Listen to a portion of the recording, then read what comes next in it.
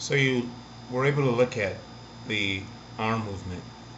The reason why the arm movement is presented here because it's very, very critical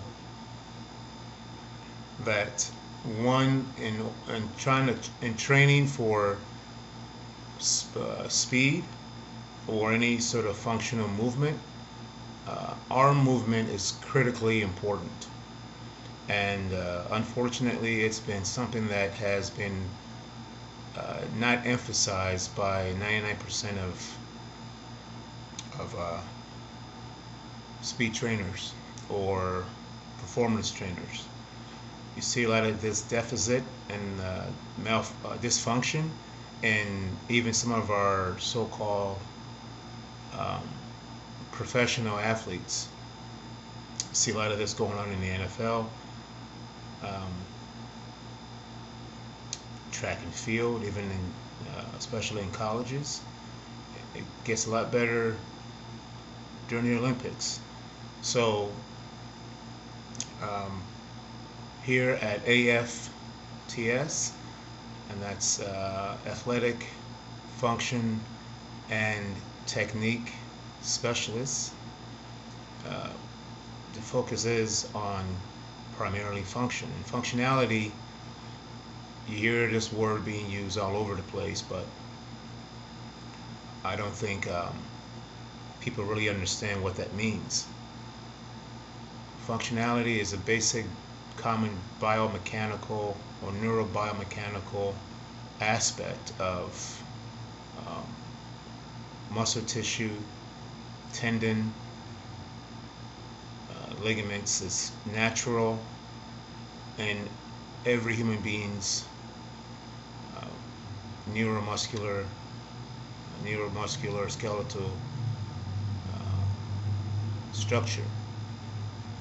So anybody is capable of developing greater speed.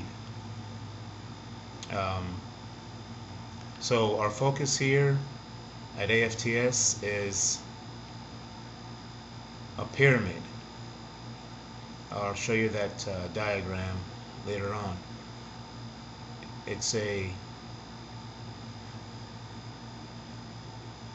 what is it? We got six tier pyramid that we check down the line. And the first one is arm movement. Then we go into, which includes the activating the wrist, as we showed, the angles of the joint at the elbow. We hear everyone talk about 90 degrees, but we talk about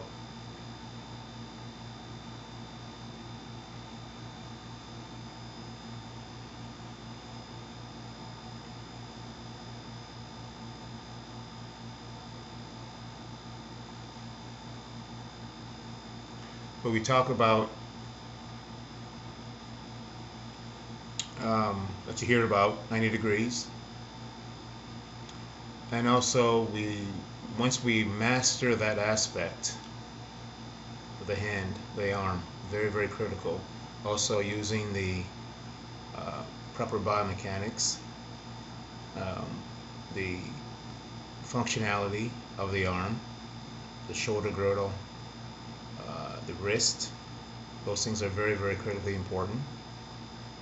And by mastering, we mean master, where every time you move your arms, you're able to generate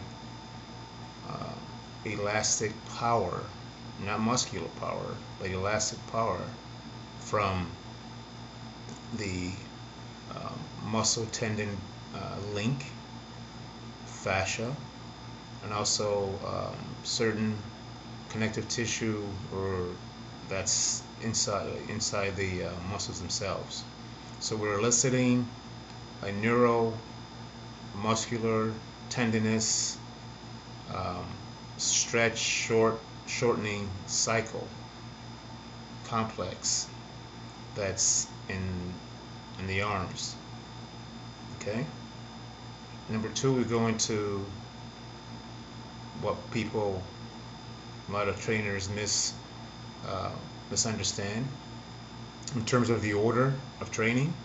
The legs, okay? And in that aspect with the legs, you're talking about the arches, more importantly, and you're also talking about the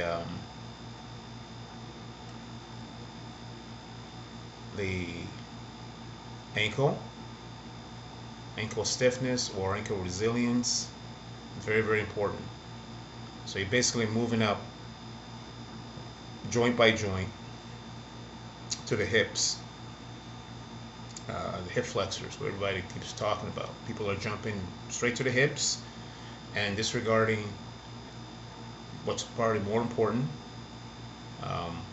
the balls of the feet, which I didn't mention, but that's part of the arches, and the ankle.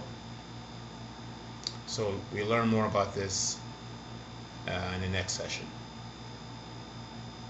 Again, there's 6 areas to consider. So we'll talk about those in the next session. Let's move on.